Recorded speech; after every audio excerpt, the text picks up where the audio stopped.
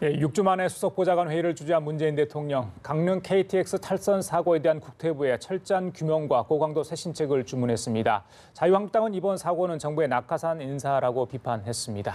네, 또 한편 오늘 자유한국당은 원내대표 경선을 하게 됩니다. 두 후보 모두 보수 통합의 적임자임을 주장하고 있는 상황인데요. 관련 정치권 이슈들 김현 전 더불어민주당 의원, 조혜진 전 새누리당 의원과 짚어보도록 하겠습니다. 예, 안녕하십니까. 어서 오세요. 안녕하십니까. 예. 최근 우리 국민들 많은 불안해하고 있는 게 바로 KTX 아닌가 싶어요. 예, 단위는 시한폭탄 이런 이야기까지 이제 오명까지 쓰게 됐는데 어제 이제 문재인 대통령 수석보좌관에 의해서 그에 대한 질책이 있었습니다. 그리고 나서 오늘 오전에 이제 오영식 코레일 사장이 전격적으로 사퇴하겠다고 밝혔습니다. 일련의 과정 어떻게 보십니까, 김 일단은 사과와 전화위복의 계기가 되었으면 좋겠다라는 그 사퇴 의견을 받습니다. 그러니까 2월 달에 인사가 되고 그다음에 이제 본인이 안전과 생명이 코레일의 그 제일 중요한 임무다라고 얘기했는데 제대로 안 됐다는 점에 대해서 다시 한번 사과를 한 것이고요. 그럼에도 불구하고 어쨌든 공기업이 선진화를 이제 추구한 과정에서 대규모 인력을 감축하고 과도한 경영 합리화, 그다음에 민영화, 그다음 상하 분리 이것이 이제 그 철도의 공공성을 확보하지 못했다라는 지적이 함께 이제 사과태의 변에 있었는데요. 예. 사고의 원인이 지금 나오는 걸 보면 그러니까 당초에 설계가 잘못됐다라는 게 지금 나오고 있지 않습니까? 그런 만큼 전반적으로 점검을 해서 이런 사고 안 날 수 있도록 좀 조치를 취해야 된다라는 점을 다시 한번 강조하고요. 사실 이제 평창 동계올림픽을 앞두고 그 강릉에 KTX를 이제 하고 많은 승객들 그다음에 이제 관광객들이 다녀갔는데 조속한 시일 내에 원인을 제대로 파악해서 두 번 다시 이런 일이 없도록 정부 차원에서 확고한 방침을 좀 세워야 되지 않을까 싶습니다. 사고 이후에 이제 책임론이 제기됐죠. 물론 이제 그 전에 3주 사이 10건이 일어났기 때문에 심적으로 부담을 가졌을 거로 보입니다. 근데 어제 이제 문재인 대통령이 사실 질책을 하지 않았습니까? 예. 사퇴하는 게 그게 결정적인 배경이 됐을까요? 예, 그렇다고 보여집니다. 문재인 대통령께서 세월호 사건 때 모든 사고의 최종적인 책임은 결국 대통령에게 있다고 이야기를 했었고 대통령 취임하고 난 뒤에도 우리 뉴스에서도 봤지만 낚싯배 전복 사고로 6명인가 사망한 것도 그 수고회의 때 추모하고 애도하는 그 시간 잠깐 가지고 회의를 시작을 했었고 묵념을 했었죠. 그리고 밀양 화재 사고라든가 또 제천 화재 사고 때는 직접 또 현장에 또 내려가기도 했고 그렇게 본인이 대통령께 국민들에게 약속한 걸 지키려고 애를 썼는데 그 뒤에 이런 안전사고가 줄어들지 않고 오히려 더 이제 늘어나는 최근래에는 또 KTX뿐만 아니라 KT 화재 사고도 있었고 그전에 또 고향에서 그 열 성수관 터지는 사고도 있었고 계속 있어가지고 이 안전사고는 여러 가지 요인이 있지만은 사실 이 그 근무 기간이 굉장히 또 중요하거든요.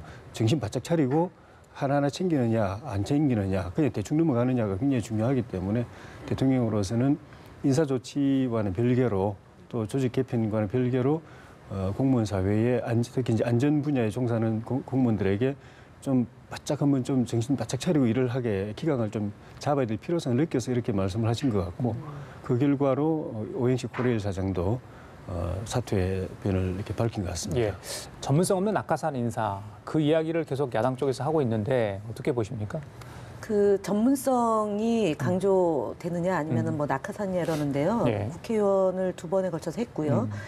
중요한 것은 그 이제 부처에서 갈 경우에 전문성은 있을지 모르지만 또 조직 이기주의에 빠질 수 있습니다. 그래서 내부적으로 그러니까 내려갈 경우에 감독 감시가 제대로 안 됩니다. 이번에 사고가 물론 오영식 사장이 책임지고 물러났지만 결국은 이거는 1년 6개월 전 이미 지난해 9월 달부터 설계가 잘못됐다는 것 아니겠습니까? 그렇다면 전문적인 분들이 분명히 존재하고 있는 거 아닙니까? 그 코레일 안에. 그래서 발견을 못했다고 하는 것이 과연 이번 건이 전문적인 사람이냐 아니면 그 예를 들어 정치인 출신이 활동하는 것이 문제냐라는 것입니다. 그래서 오랫동안 뭐 낙하산에 대한 얘기를 많이 해왔죠. 정부마다 낙하산이냐 아니냐 갖고 논란을 피는데요. 얼마만큼 일에 대한 헌신적인 자세와 그다음에 성실하게 일을 하느냐의 문제인 것 같습니다. 그래서 언론에서도 예를 들어서 그 부처 출신이 아니라고 해서 무조건 낙하산이라는 그런 지적, 그다음에 이제 야당에서 공격을 하기 위한 수단으로 삼는 부분에 대해서는 좀 가려서 좀 설명이 좀 있어야 되지 않을까 싶습니다. 8년 동안 정치를 하면서 나름대로 그 해당 분야에 그리고 역량이 있다면 저는 충분히 일을 할 수 있다고 봅니다. 그래서 부처에서 꼭 사람이 가야 된다라는 점에 대해서는 저는 납득하고 동의하지는 않습니다. 네. 사고 원인에 대한 해명에 있어서 처음과 그리고 국토교통부 장관에게 보고한 내용에 있어서 좀 차이가 있고 뭐 이런 오락가락하는 부분이 있었기 때문에 더 지금 국민들 사이에서는 뭐 낙하산 인사에 대한 비판 여론이 좀 많이 나오는 것 같은데 이 부분 네. 어떻게 바라보고 계십니까? 그런 부분이 좀 아쉬운데요. 김현 의원님 말씀도 있었지만은 정치인들이 갈 수도 있습니다. 근데 가급적이면은 좀 일반 행정이나 경영이 이제 중요한 그런 기관, 또 대관 업무라든가 대의회 업무, 예. 또 정치권 업무가 중요한 부분은 갈 수 있지만은 이 기술적인 요소가 강한 부분은 가급적이면 안 가는 게 낫습니다. 근데 이제 철도 같은 거, 철도, 전기, 뭐 특히 이제 안전과 관련된 부분은 기술적 요소가 굉장히 중요한 부분이거든요. 그런 부분, 그런 쪽에 이제 갔는데.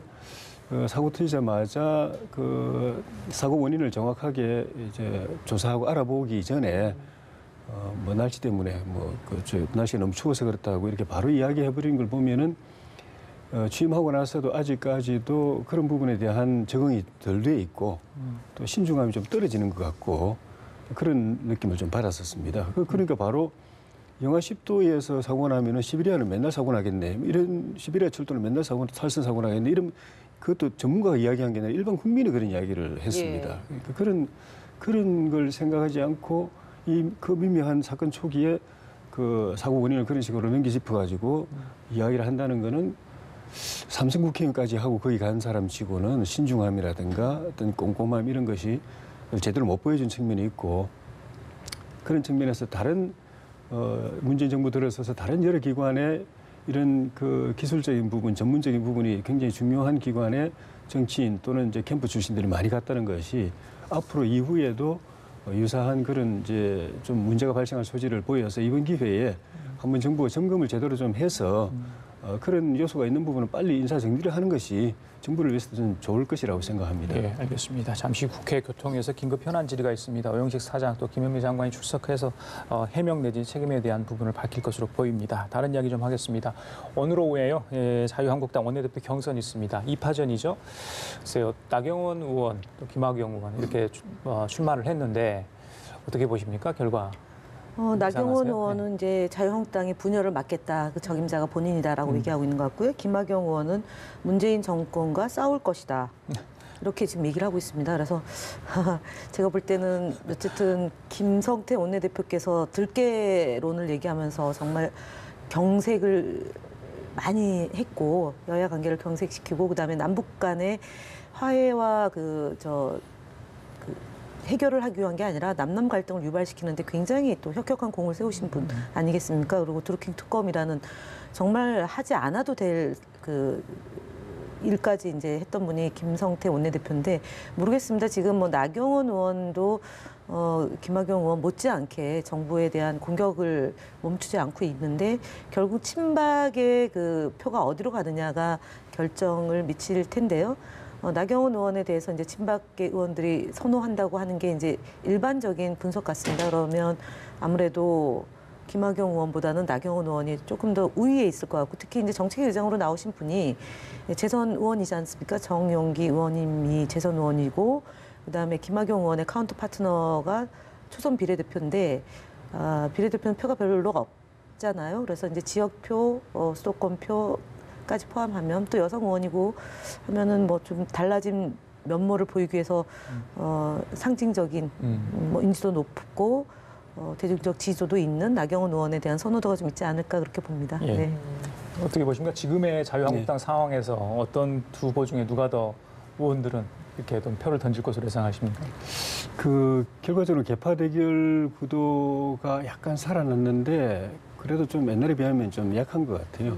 나경원 의원도 지금 이제 친박계 지지를 상당히 받고 있는 걸로 알려져 있는데 본인은 원래 비박이었거든요.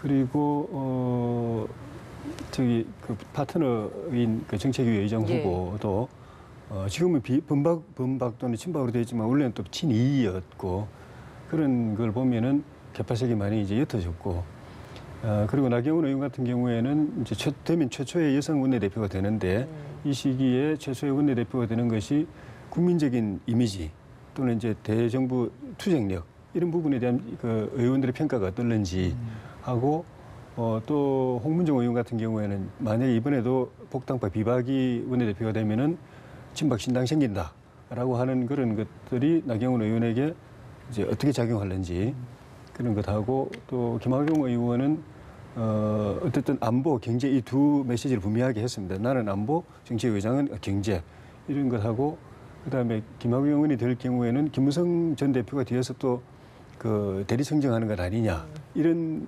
시각 이런 것들이 이제 어떻게 작용하는지 하고 오늘 투표하기 전에 현장에서 의원들 앞에서 발표할 정견 발표 그런 것들이 현장 그 부동 표심에 어떤 영향을 줄지 누가 더 그 표를 많이 가져갈지 그런 것이 마지막 변수가 될 것 같습니다.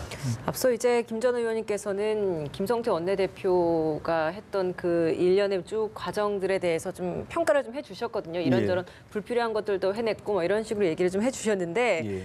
뭐 야당 입장에서 보시기에 김성태 원내대표의 1년 예. 어떻게 바라보고 계십니까? 어려운 시기였죠. 뭐 보수가 거의 괴멸되는 시기에 1년을 맡았기 때문에 당 안팎에서는 뭐 좀 소통이 잘 안 됐다라든가 또는 전략이 좀 부족했다라든가 뚜렷한 성과가 없지 않느냐 이런 지적들도 있지만은 그래도 나름대로 야당의 결기는 좀 지켰던 것 같고 또 같은 그 파트너였던 영표 민주당 원내대표하고는 또 이 화학적 이 소통이 또 되는 그런 측면도 있어가지고 또 어려운 문제대로 마지막 예산까지 또 처리를 해냈고 그래서 저는 뭐 기본 점수는 충분히 줄 수 있지 않느냐 그렇게 이 시기에 뭐 이렇게 인물이 적은 보수 야당 입장에서 그렇게 큰 일을 해내기를 기대하기는 쉽지가 않은 상황에서 그래도 뭐 무난하게 잘 했다 그렇게 저는 개인적으로 평가하고 싶습니다. 예, 알겠습니다. 자, 국회 예산안 처리 이후에 더 꽁꽁 얼어붙는 모습인데요. 지금 여기 손학규 대표, 이정미 대표가 단식을 계속 하고 있잖아요. 어제 이제 이해찬 대표 또 김성태 원내대표 가서 손학규 대표하고 이정미 대표를 만났죠. 글쎄요, 저는 뭐 설전 이렇게까지 표현을 굳이 하고 싶지 않은데 일단은 단식을 풀고 협상부터 하라. 아니다. 먼저 협상이 결과가 나와야 된다. 그 이후에 단식을 풀겠다. 두 분의 그 의견이 조금 엇갈렸던 부분은 분명히 있어 보입니다. 어제 어떻게 보셨어요? 그 상황? 일단은 예산안하고 연계해서 지금 선거구제 개편에 대해서 뭐 합의를 해야 된다라는 것부터 사실은 좀 박자가 꼬였다라고 저는 봅니다. 결국은 국회의원의 밥그릇을 챙기는 이 정치권의 모습에 대해서 국민들은 별로 썩 동의를 안 한다라는 것이고요. 두 번째는 예산안 이제 그 원내대표들이 모였을 때 자유한국당에서는 중대선거구제를 또 주장을 했잖아요. 대선거구제와 이제 농촌에서는 소선거구제를 하고 도시에 가서는 대선거구제를 하자라고 얘기를 해서 결국 그것이 이제 결렬의 사유인데 마치 예산안을 더불어민주당과 자유한국당이 연대해서 처리를 했다라는 식으로 이제 호도하고 있다는 점을 좀 말씀을 먼저 드리고요. 기본적으로 연동형 비례대표제, 그러니까 그 정당 명부식 그 비례대표를 도입하겠다는 방침에 대해서는 변함이 없습니다. 다만 지금 야당 안에서 이견이 분명히 존재하는 거 아니겠습니까? 도농 복합 선거구제를 하자라는 거고, 그다음 국민들과의 이견은 뭐냐면 의원 정족수의 문제입니다. 지금 바른미래당과 바른미래당과 민주평화당과 정의당에서 주장하는 바대로 한다면 현재의 현역 의원이 한 50명 정도를 줄여야 되는 건데 과연 그것이 되겠냐, 불가능한 것 아니냐. 국민들이 60%가 의원 수를 늘리는 것에 대해서 반대하고 있지 않습니까? 세비 자연 증가분 1.8%가 됐다는 것 가지고도 지금 국민 여론이 매우 악화되고 있는데 이 문제에 대해서 정말 찬찬히 들여다보고 해결을 해야지 저렇게 극단적인 방식으로 압박하는 형태로 가는 것에 대해서는 저는 안 맞다고 봅니다. 그래서 단식을 협상 끝날 때까지 하겠다라고 얘기하는 손학규 대표나 또는 대통령이 결정을 해야 된다라고 청와대를 압박하는 형태의 얘기는 사실은 수구의 민주주의, 대의 민주주의 정신하고는 부합되지 않습니다.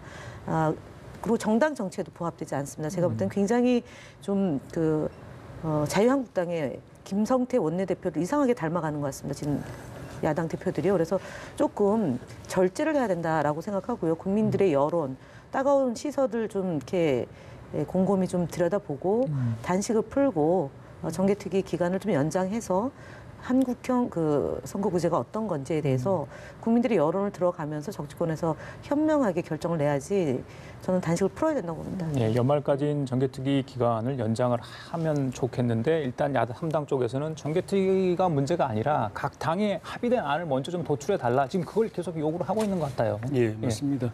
그건 당 지도부끼리 협상을 통해서 정치적 결단으로 풀릴 문제이지 정개특위 위원들이 자기들 선에서 재량이 없다고 봐야 됩니다.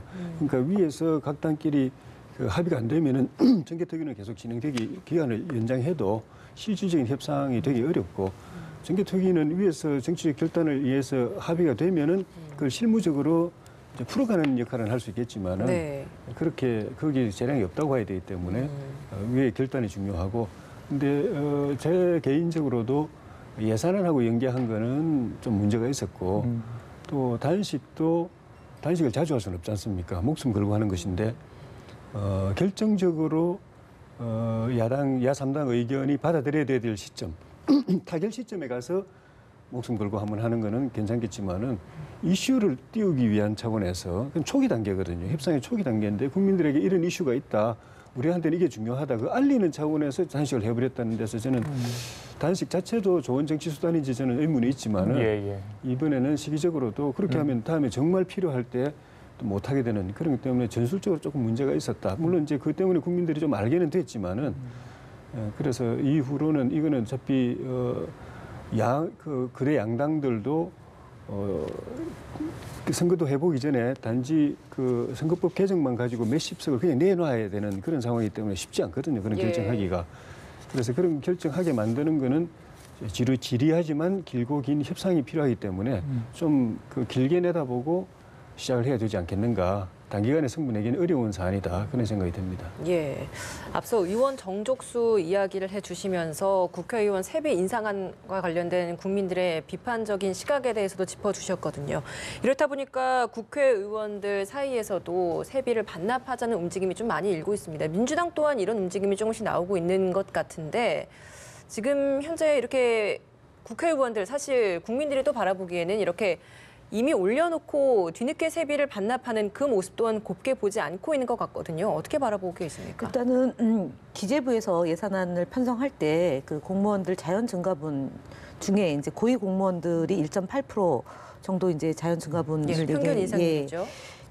그래서 이제 미처 발견을 못했다라는 거지 않습니까? 그래서 지금 저희가 어저께 이제 의원총회를 열어서 사회 한원을 하겠다라고 이제 약속을 했습니다. 아마 그 자연 증가분 1.8%에 해당하는 그 세비, 그러니까 월 15만 원, 그래서 아마 1년에 185만 원 가량 되는데 뭐 선거법에 저촉이 안 되는 방법 범위 안에서 기부를 하는 것으로 정리를 저희 당에서는 할 예정으로 알고 있습니다. 그래서 결국은 그러니까 금액의 문제가 아니라 태도와 정신의 문제인 것 같습니다. 그래서 결국은 기재부에서 그 고위 공무원에 대한 자연 인상분이라고 했는데 그것을 이제 발견하고 나서 이것이 공개됐을 때 사회적 뭐 파장 이런 것들이 어떨지에 대한 고민이 좀 있었어야 되는데 그 부분에 대해서는 미흡했다, 좀 잘못이 있었다라는 점 말씀드립니다. 그래요. 일 잘하는 국회였더라면 이런 비판도 없었을 거라는 게 대부분의 사람들 얘기인 것 같습니다. 짧게 좀 부탁드리겠습니다. 예, 그 국회의원들 세비가 사실은 대기업 근로자 연봉하고 거의 비슷합니다. 그러니까 뭐 그보다 훨씬 못한 사람들이 대부분이기 때문에 그거하고 비교하면 많은 편이지만은. 또 이제 그런 측면도 있는 것인데 이번에는 셀프 인상이라고 했지만 국회가 그럼 1.8% 올리겠다고 한 건 아니고 공무원 전체의 그 고위공무원 그 임금 인상이 이제 1.8% 정해졌고 국회의원들도 그 공무원에 해당하기 때문에 그 이제 됐는데 그러니까 뭐 주면 안 받을 수는 없습니다. 이게 국고로 안 받을 방법도 없고 국고로 또 반납할 방법도 없어요. 그래서 결국은 사회단체라든가 봉사단체에 기부하는 방법밖에 없는 것인데 기부하는 것도 좀 전에 말씀하셨던 것처럼 또 선거법에 저촉되지 않는 범위 내에서 해야 되고 근데 이런 그럼에도 불구하고 이런 논란이 되는 거는 결국은 평소에 국회에 대한 국민들의 인식, 일 제대로 하고 있나, 뭐 세비 받을 만큼을 하고 있나, 국민들에 위해서 도움된 게 뭐가 있나, 이 인식의 변화가 없기 때문에 이런 것이 생긴다는 그런 근본적인 문제에서 국회가 국민들에게 제대로 평가받을 수 있는 국회, 또 그런 일을 하는 국회, 국회의원 되도록 하는 것이 중요한 것 같습니다. 예. 자, 짧게 김 의원님, 방금 윤장현 전 시장 검찰 출석하는 장면 보셨잖아요. 이번 사건 핵심 뭐라고 보세요? 채용 비리는 분명히 본인이 인정을 했거든요. 그런데 이제 공직선거법 관련해서는 좀 아닌 것 같다는 이유로 계속 이야기를 하고 있습니다. 일단은 정말 석연치 않은 사건입니다. 그 상식적으로 납득이 안 그렇죠. 되고요. 그다음에 그 전직 대통령의 그 영부인을 사칭했는데 그거를 확인조차 안 하고 이렇게 거액을 빌려줄 수 있고 오고 갈 수 있고 그다음에 그 자제분을 뭐 또 청탁에 응했고 결국은 이제 공천과 관련돼서 본인이 아니라고는 하지만 그거였던 것 아니냐라고 이제 짐작을 할 수 있는 것이고요. 사실 저분이 이제 본인이 포기했지만 이 내부적으로 이렇게 저희가 그 기존에 광역자치단체장에 대한 평가가 있었죠. 사실은 문제가 있었습니다. 예. 그리고 이제 친인척 또 비리가 연루돼서 이제 재판이 진행 중인 것도 있어서 좀 무리가 많이 있어가지고 논란이 됐던 분인데 뒤늦게 저런 불미스러운 사건이라고 얘기를 해야 되나? 하여간 되게 국민들이 이해가 안 되는 사건에 연루돼서 정말 민망하기 짝이 없는 일이다는 거고 검찰의 두 번째 이제 출석했으니만큼 정말 그 제대로 사실을 다 밝히고 국민 앞에 사죄하는 것, 그다음에 법의 심판을 받는 것이 바른 태도이다라고 예. 봅니다. 피해자이면서 피의자입니다. 예. 뭐 사기술도 참 기기묘묘한 것 같은데 거기에 속아 넘어간 것도 국민들은 좀 이해가 잘 안 되죠. 뭐 저 개인적으로 생각할 때는 의사 출신이어서 뭐 시장도 했지만은 저 정치물이 덜 들어가지고 저렇게 쉽게 속아 넘어간 측면 또 하나는 이제 공천이 다급했고 또 공천 상황이 본인에게 좀 좋지 않은 상황이었기 때문에 그 일일이 따질 마음의 여유가 없었거나 또 의심이 가도 그거를 또 뭐 문제 제기할 만한 그런 이유가 없을 정도로 공천 상황이 다급했던 것들이 문제가 있었던 것 아닌가 그런 생각이 들고 또 돌아가신 전직 대통령의 영부인이 당내 공천에 관여할 수도 있다라는 그런 인식이 또 근본적으로 이게 그 원인 제공이 된 것 아닌가. 정치 풍토에 정치권에 문제 있는 풍토가 이래저래 또 영향을 준 것 같습니다. 예, 덧치면 정당 활동을 안 하신 분을 무리하게 전략 공천을 한 것에 대한 것도 있는 것 같습니다. 안철수 전 대표가 저분 전략 공천한 거잖아요. 그러니까 정치를 모르는 거죠. 정치를 해서는 안 되는 분이라고 봐야 되죠. 저 정도 분별력이 없다. 그러니까 말씀하셨던 것처럼 영부인이 어떻게 뭘 할 수 있겠습니까? 하실 분도 아니고 영향을 미치지 않는데 그런 한가닥에 정말 말도 안 되는 일의 가능성을 보고 예. 4억 5천이라는 돈을 덜커덩 빌려줬기 때문에 저분은 정말 저희 일단 그 부분에 대해서 본인은 아니라고 부인하고 있는 상황이니까 좀 더 검찰 조사가 더 필요하지 않을까라는 생각이 듭니다. 예. 자, 지금까지 김현 전 더불어민주당 의원, 조혜진 전 새누리당 의원 두 분과 함께 얘기 나눠봤습니다. 말씀 잘 들었습니다. 고맙습니다. 고맙습니다.